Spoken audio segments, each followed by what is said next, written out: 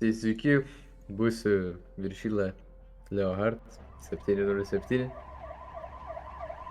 Gavom iškvietimą, skambutį gavom iš dispečerinės. Asmuo pranešė, kad mechanikai bando patys susisprogdinti save su garažu. Nu, tai yra susprogdinti garažą. Buvo atvykta į įvykio vietą, sureaguota. Viduje pastebėta cisterna buvo kuro. Paklausus mechanikų, kas vyksta, buvome šokiruoti.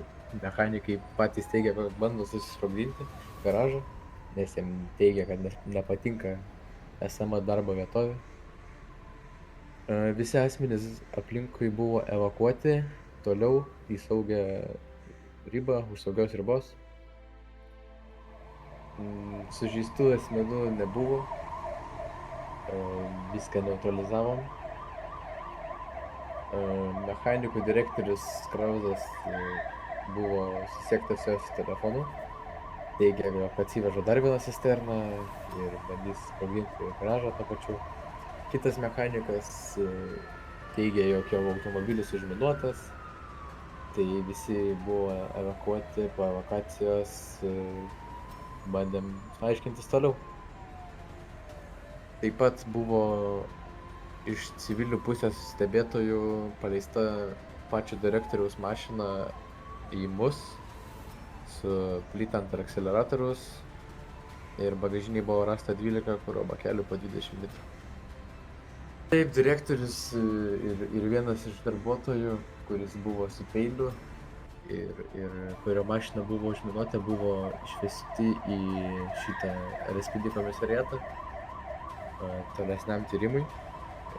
Tyrimas kaip ir baigėsi, išsiaiškinom,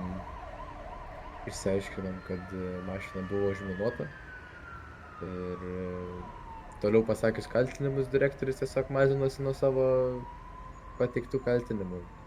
Teigia, jog nieko daryti nenorėjo. Bet įrodymai pateikti. Jis buvo išsiųstas į kalėjimą, išvežtas, gavo atitinkamą bausmę, kuri yra padori už savo veiksmus, manau. Atsakantį tikrai už savo veiksmus bausmė. Mes kiekvieną dieną tikrinam ir žiūrim viską, stebim miestą, žiūrim, kad būtų kuo saugiau, kad nebūtų tokio išpuolio. Aš manau, mechanikai tikrai bus dažniau stebimi, kaip jie elgiasi, ką daro. Ačiū Jums.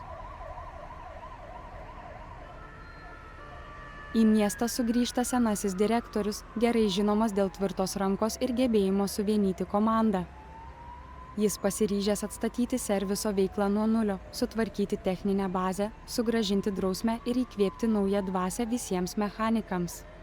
Nauja pradžia, stipresni nei bet kada.